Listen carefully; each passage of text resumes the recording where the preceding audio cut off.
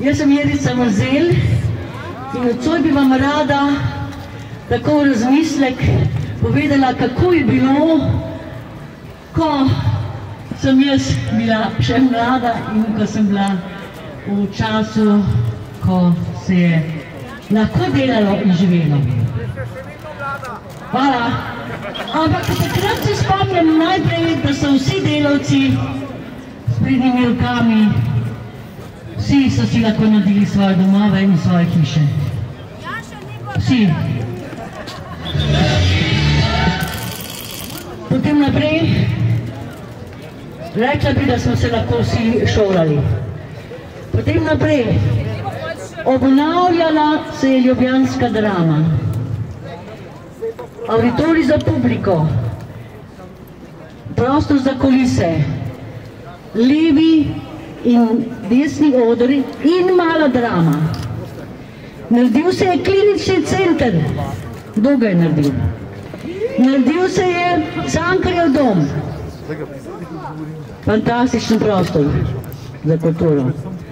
Naredilo se je gledališče v Novi Gorici. Imeli smo gledališče v Postojni. Igrali smo v Kopru. Bilo je ustanovljeno Borštnikovo srečanje. Fantastično.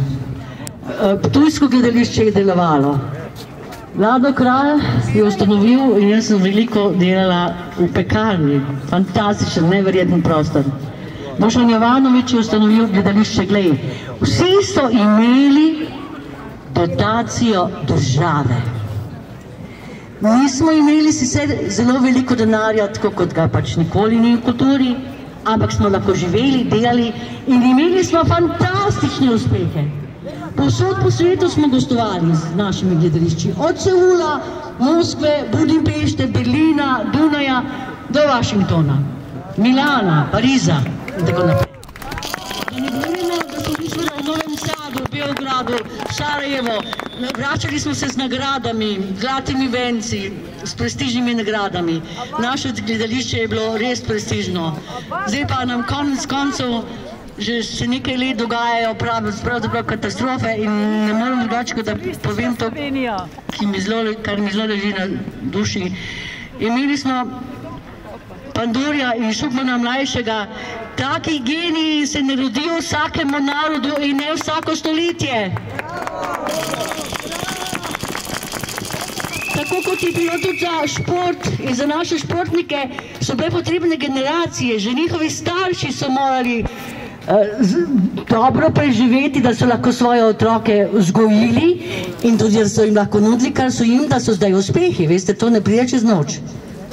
Tako da demonizirati prejšnje čase je najbrž, kaj ne rečemo, zelo namerno. Toliko, da boste vedeli, kaj ne vam še rečem.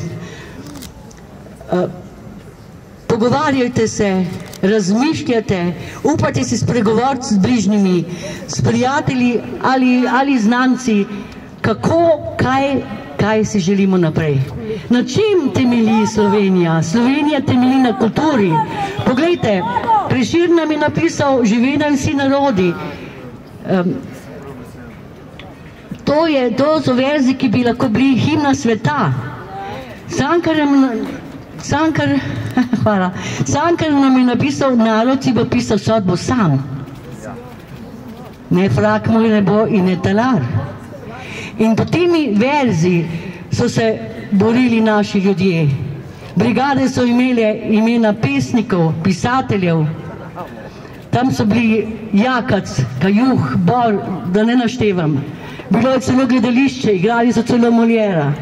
In Vidmar je zapisal en znamenit stavek v svojih spominih: takrat smo bili zares vesel in pogumen narod. Sledimo tem mislim, bodimo vesel in pogumen narod. Srečno!